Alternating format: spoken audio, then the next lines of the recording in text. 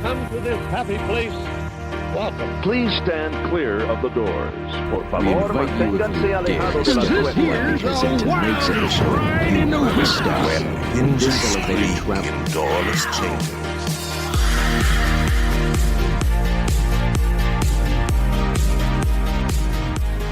Hello and welcome to Miles from Main Street, your Far From Disney podcast. My name is Mikhailo, And I'm Brian, and we're here to talk about Disney World, but especially coping away from Disney. which we know a lot about being from the Midwest. Here at Miles from Main Street, our preferred travel agency is Magical Vacations by Kimberly. Kimberly is a Disney expert and can handle all of your Disney planning needs. She can also plan Universal and all major cruise lines. Contact Kimberly at magicalvacationsbykimberly@yahoo.com. And find her on Facebook and Instagram under Magical Vacations by Kimberly. So today on Miles from Main Street, we're going to talk about some Disney music. We've talked about some park music, which is some of my favorite music, but we haven't really talked about movie music, which is, I think Disney does movie music probably better than anybody else does music. You can see movie musicals, you can see amazing movies like Star Wars that just have these amazing soundtracks to them. But we're going to talk about a couple of our favorites and a couple of noteworthy movie soundtracks and music that we think is great. And I kind of wanted to talk about the big three when it comes to this. We've got Pixar, we've got Disney animation, and then Disney live action. So I'm going to start with Disney animation, and I'm going to throw out there Tarzan. Growing up, growing up, my dad was a big Phil Collins fan. Singing drummers, that's kind of like, that's what I am, and that's what my dad is. So he was really into that, and so that was kind of always playing at our house. So this movie that came out with almost all Phil Collins music was just great. I thought it was so cool. And then now, I don't know if you've seen, there's a video of this guy who is kind of making fun about how good the music was that Phil Collins made. And it's kind of, it's gone viral. If you know what I'm talking about, you know, and it's very funny. But basically it's just kind of like how hard Phil Collins went on this music. And it's just like a movie about a guy who gets raised by apes.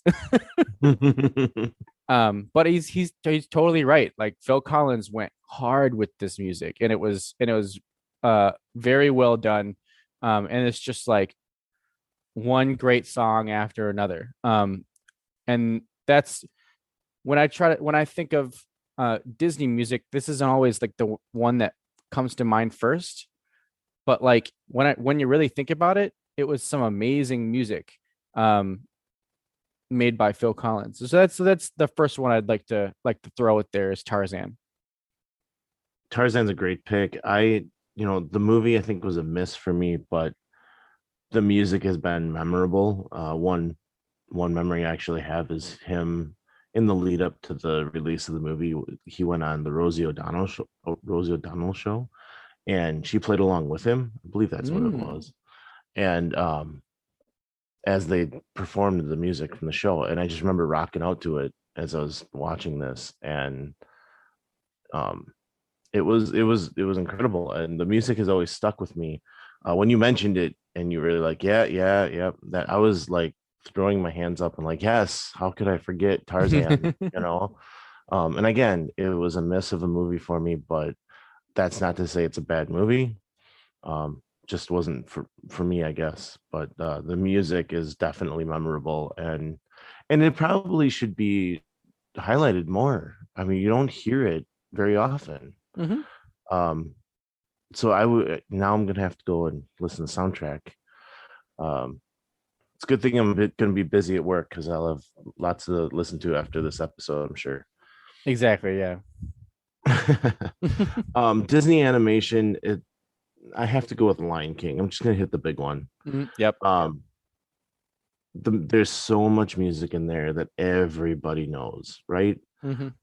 When it's Can You Feel the Love Tonight or Akuna Matata, it's just memorable music, and that's coming from the golden age of the 90s, if that's the appropriate way to say it. But it was kind of like the rebirth of Disney animation Hmm. with the Lion King. Now obviously it started with Little Mermaid, but the music in the Lion King um really hit home. And when you're going for that second movie after you've had a hit, you got to have everything put together. And I think the Lion King really did that. They had the story, they had great animation, and then the music was so memorable and made you want to go back and re-listen and watch the movie again and buy the soundtrack. And they just really hit home on that one.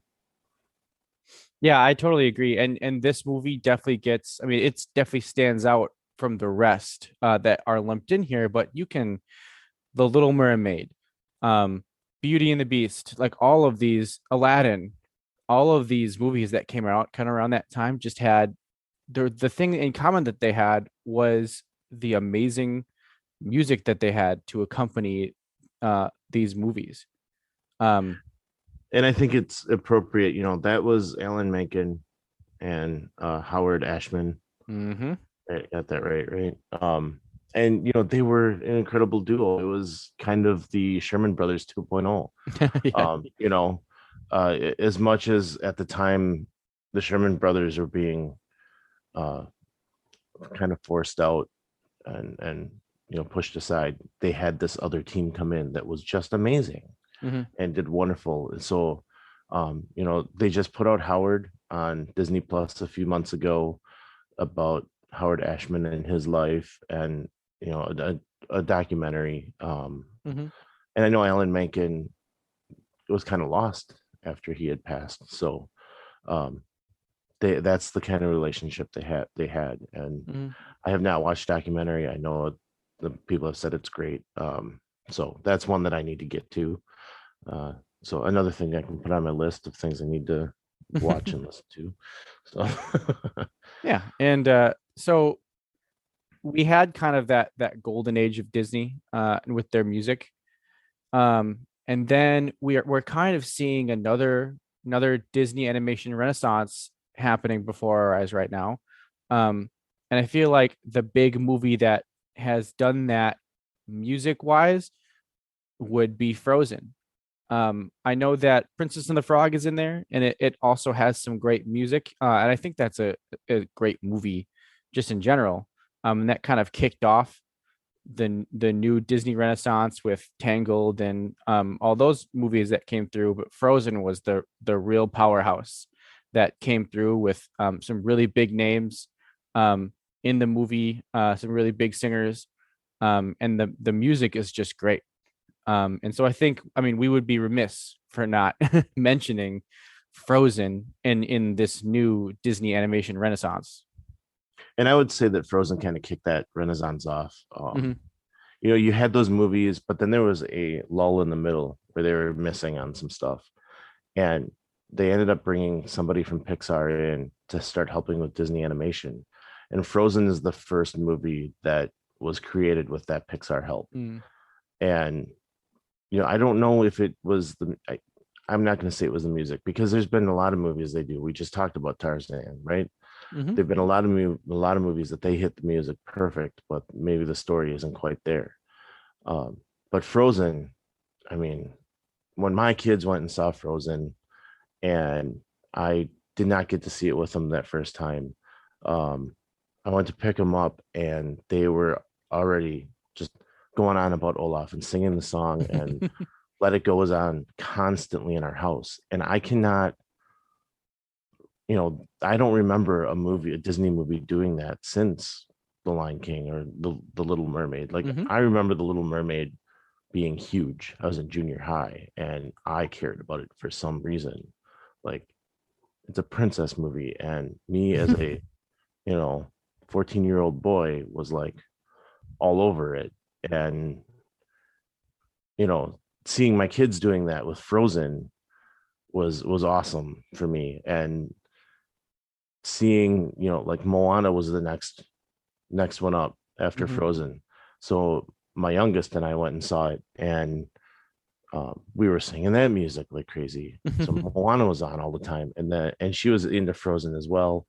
And then Frozen 2 came out, and we're still listening to Frozen 2. So any chance she gets, she's putting that on, it seems like. So that's how I look at it, is where Pixar kind of started helping them with the movie a little bit to kind of get, maybe it was just they needed to get those creative juices going again. I don't know. You have some turnover and things kind of leave. But yeah, I see that as the kind of the beginning of this newer renaissance. And they kind of flipped the animation style at that point too. So yeah, and I can't blame you for liking The Little Mermaid so much, Brian, because that's definitely a solid pick. It's a very, very good movie. It is a very good movie. Yeah, and I mean, I feel the same way. And coming from a musical family, music definitely means that much more to us. So it's really great to be able to go see these Disney movies with a much heavier emphasis on music and having musical numbers in them, kind of the same way that they did before, where I think Disney kind of did just kind of step away from the movie musicals at one point, and they just weren't really putting them out, or if they were putting them out, they were kind of falling flat. And so it was nice to see that. And then, I mean, of course, if Disney does it, more people are going to start doing it. And so they started putting out those movie musicals. And then we started to see all of these other people start to put out movie musical type movies. And so that's always cool to see too. But yeah, I definitely thought that Frozen kicked off that renaissance. And I remember when Frozen came out, I was excited about it. And I didn't really know why. I think maybe it's just because I'm just really into Disney, and it was a movie about snow. So that's like literally all I knew. But yeah, I mean, it definitely delivered, especially with the music and having people like Idina Menzel singing in it. That definitely helps too. And if you don't know, Idina Menzel was the star of Wicked. So she was in a musical. But yeah, that's Disney animation. We can move on to Pixar. Brian, what's a Pixar movie that you thought the music was really stellar in? I have to go with Toy Story. That's always, I mean, Toy Story has been, obviously that kicked off the Pixar stuff. But the music has stuck with me ever since that first movie. What's his name? Paul Newman. Paul Newman. Is that who you're talking about? Yeah, the composer. His his music it was a newer style that I wasn't used to seeing in movies, and it just, I don't know. You Got a Friend in Me has always stuck with me, and it's something that I've wanted to listen to. Anytime it comes on, I will go and turn it up and sing along. And they did another one in Toy Story 2 with Jesse's song. That was another one that I really enjoy hearing, as sad as it is. But like, they've just had like one big song in every movie that sticks with you. And I think it's Randy Newman is the Randy one that. Newman, yes. Yep. I knew Paul was wrong, but yes, Randy Newman. We were in the right. We were thinking of the same person. But yeah, and that's Pixar kind of does that, where like they kind of have all the Newman brothers do their music. So it all kind of has that same feel. They're totally different people, and they have different musical stylings, but it's all the same family. And so it kind of definitely has that cohesion there. The Toy Story is, I mean, that's my favorite Pixar movie, and it's probably my favorite movie in general. Um, Definitely some great music, and also some, I mean, like you just can't go wrong with "You Got a Friend in Me." That's like, I mean, Right. such a good song. The one that I would point to is Finding Nemo. I thought, um, and this is now we're kind of talking about like film score. The film score for Finding Nemo, I thought was amazing, and I feel like a lot of people now have started to kind of copy the feeling, and the type of things that were pulled off in that movie. I can't remember which Newman brother it was, that because it wasn't Randy that did the music for Finding Nemo, but it was one of the Newman brothers. And I don't know, it's just, I mean, like, I will turn that on sometimes to fall asleep, and it's just like the strings and everything that's kind of going on in that movie just really kind of gives you like, I don't know, this feeling, I mean, feeling of floating as if you're in water. So I mean, they really knocked it out of the park with the feeling that they wanted to give you. Um, but then along with that, like the melodic lines in it were just spot on, and it definitely made you feel what you needed to feel. Um, so that's a Pixar movie when it comes to music that really pops out to me, and um, it's a lot more like film score, um, that really made a huge difference in that movie than any like one or two songs that were made. It was really just this whole score throughout the film. And it was Thomas Newman. I want to make sure we get the right Yep. names out there and the right people credited. So Mhm. yeah, Thomas Newman. Um, yes, Finding Nemo again. I mean, Pixar just has hit after hit after hit, right? And Finding Nemo, I remember kind of seeing that coming out, being like, well, that's interesting. That's interesting. I don't know about this, you know. And then you watch it and you just like Pixar has a way of grabbing you and making it interesting. And yeah, I mean, Finding Nemo has been a movie in this house that we just love to watch.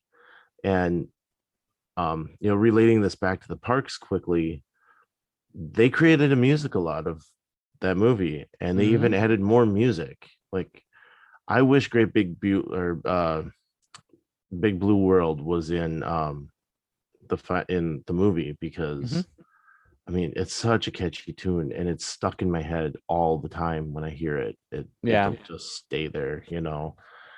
They use it in the ride in Epcot, and they obviously perform it during the musical in Animal Kingdom. And at first I'm like, Finding Nemo the musical, like, we're gonna put this on stage, really? Like, how do you do that? But it's amazing. Mhm. And we've talked about that in the past.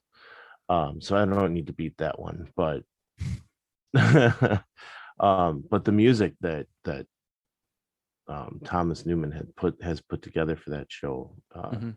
I mean, it's memorable. Like you said, as you were talking about it before, you mentioned the floating thing. That's exactly what I was feeling. That floating sensation, and I could hear some of that music in my head. Um, Specifically, like when, like right at the beginning, Mhm. before the massacre happens, you know. um yeah, there's the one song that I always wanted to learn the words to and I haven't yet is the Stingray Teacher, when they're all heading off on their field trip. Oh, let's name the zones, the zones, the zones. Let's name the zones of the deep blue sea. Yeah. Thank you. That's something I've worked at. Yeah. But yeah, Finding Nemo was a big one. And it kind of came out of nowhere. Because they again, another movie that had great music to it, and it was a completely different type of music, was The Incredibles.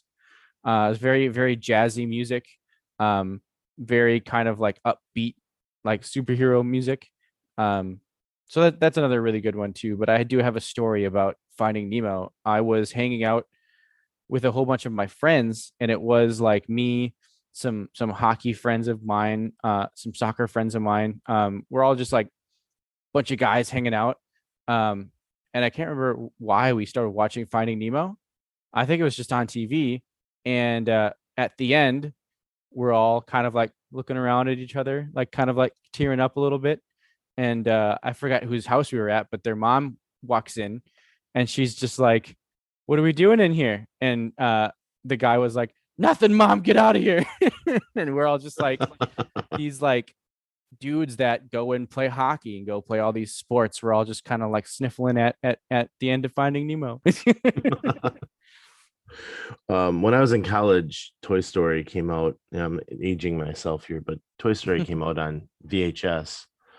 I went down to my local toy store, or my local Disney store, and that was the time where you could pre-order the movie in the store, and then they'd give you a like lithograph with it of some sort from the movie. Oof.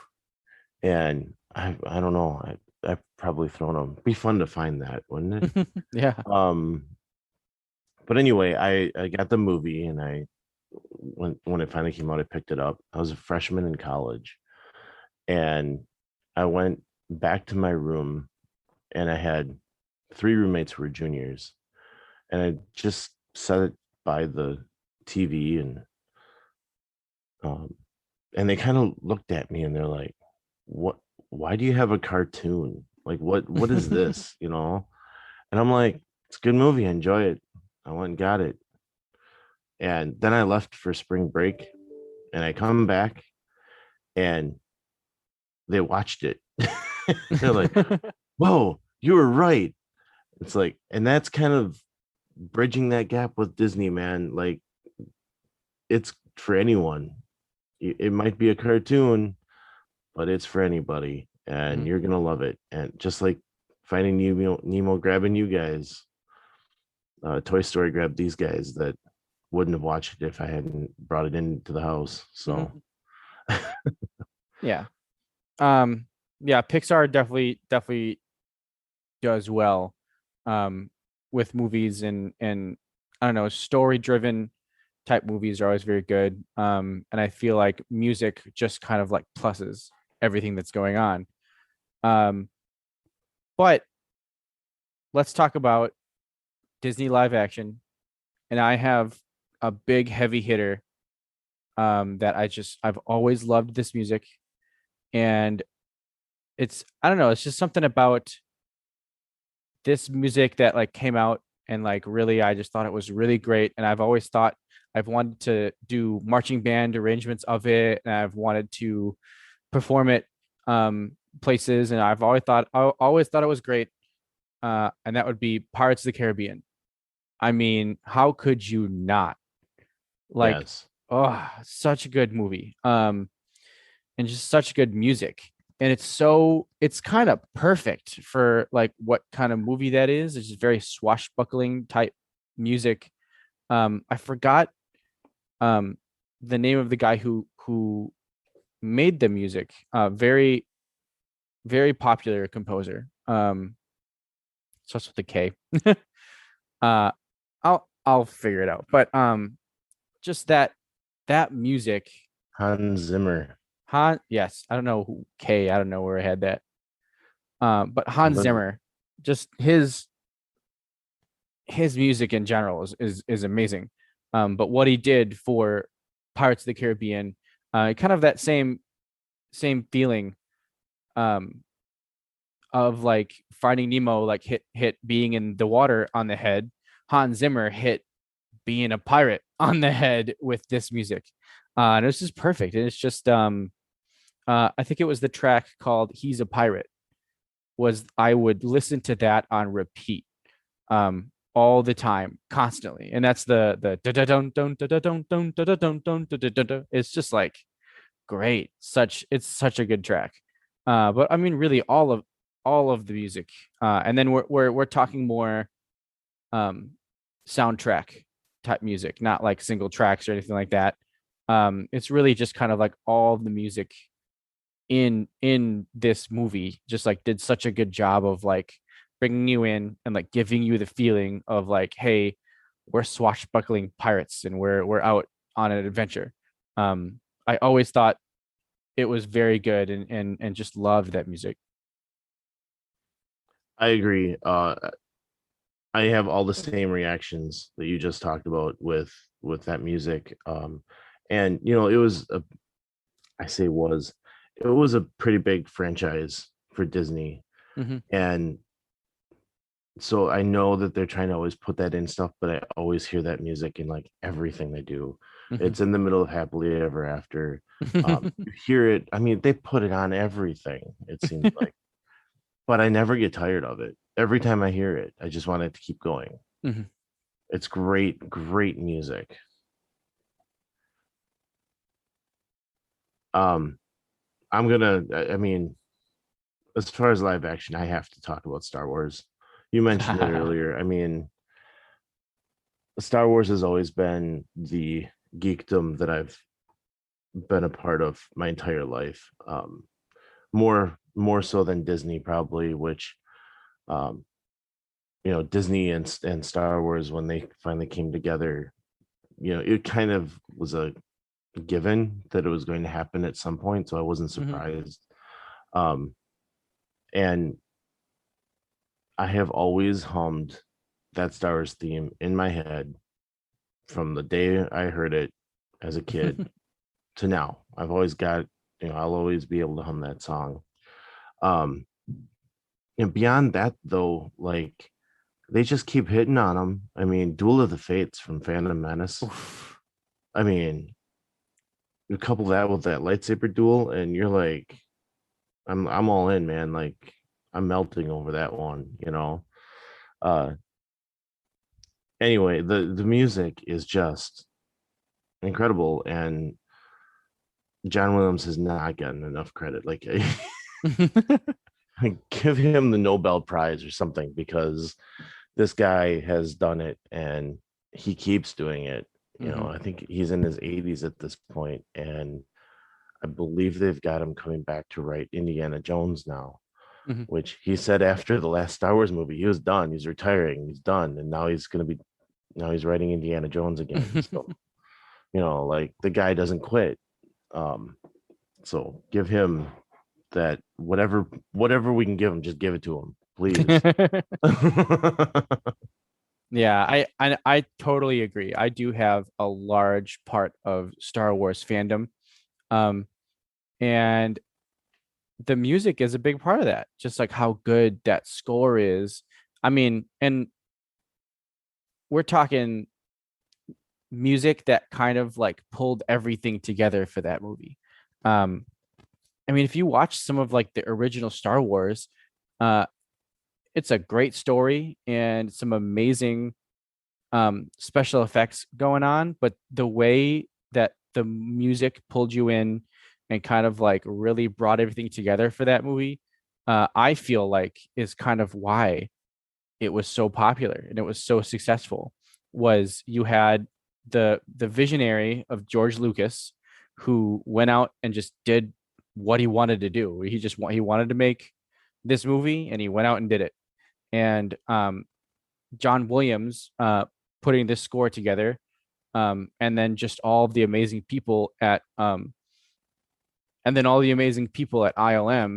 who made these amazing effects happen. Just like put all that together, and you've just got probably one of the best movies ever made. And the music was a large part of that, I feel like. And I mean, again, like he's coming back for more. He's if you liked the music in a movie, most likely he wrote it. Right? I mean, he's everywhere. And like, I always thought when I was a kid, like, he was the only guy that was writing anything. He wrote Superman, Indiana Jones. I think was he part of ET? Yeah. Yep. Um, yeah. And so, like, I was like, he's the only person that writes music for movies. Like, that's it. Um, Obviously that's not the case. There are plenty of other people out there, but um, man, what a career he's had. Hmm. And um, when at the beginning, when Star Wars gets flashed up on the screen, those two words, and pulling away, and you hear that bah, bah, bah, at the beginning. It's like you'd snap to attention, and you're like, oh my gosh, what I'm here for something. Something great is about to happen. And you're drawn in and you're stuck. And you're on that ride for 2.5 hours or whatever it might be. And he just has always done a great job of doing that. Yeah, I mean, unequivocally, I agree. Just 100%. And I mean, we would be remiss if we didn't talk about Star Wars or John Williams at all in our Disney music movies episode. So, I have an honorable mention, and it's probably not something that you or really anybody else was thinking about. But it's Wreck-It Ralph. There's just something about how when that movie came out, I thought it was really cool because it was like a bunch of old school video games kind of put together into this movie. And that's kind of what they had going on in the soundtrack. And it was very electronic. And anybody who knows me knows that like that's kind of like the music I listen to. But I just thought that they did such a good job of like emulating all of those like old school video games that you would hear, and like kind of putting all of that stuff together alongside of some really great tracks by a band that I really like, Owl City. And they actually, speaking of using tracks in the parks a lot, one of my favorite tracks that he's done, When Can I See You Again? I feel like they've started to play that a lot in the parks, because it's a great song, and it's really upbeat. And so I've noticed that's getting started to being played in the parks. So that's an honorable mention for me, that like kind of out of left field. I really enjoy that music. But that's my honorable mention. We've hit up everything that I've been wanting to talk about, so I don't have an honorable mention. I mentioned it, I guess. He mentioned honorably. And it was all within the animation stuff. That and there's so many more movies out there, right? So many more movies, so many more songs. So maybe we need to send this to Facebook. Hey guys, go out on Facebook, Miles from Main Street, either for the community page or right on our own page. I'll have a post out there, as I always do. Let us know what your favorite music is. We'd love to hear about it. We want to talk to you about it. If you don't want to go on Facebook, send us an email. I'll even have it on Instagram. We're at Miles from Main Street on Instagram. The email is milesfrommmainstreetpodcast@gmail.com. We'd love to talk to you about it. If you send us an email, I guarantee it's going to end up on an episode. So send us an email and let us know what you're thinking. We'll talk about it on the next episode. Yeah, let us know. There are so many Disney movies, and there are so many Disney songs that we couldn't get to all of them, but let us know what your favorite is, and let us know which one really hit home with you. And let's talk about it. So that's all we got for you guys today. We hope to see you next time on Miles from Main Street. Thanks for tuning in. If you enjoyed the show, please rate us on iTunes and subscribe. Email us at milesfrommmainstreetpodcast@gmail.com with any thoughts, and visit us on Facebook under Miles from Main Street. We'll be bringing more to you weekly and look forward to talking to you then. Until next week, remember, some live close, but most of us don't. So let's talk about it.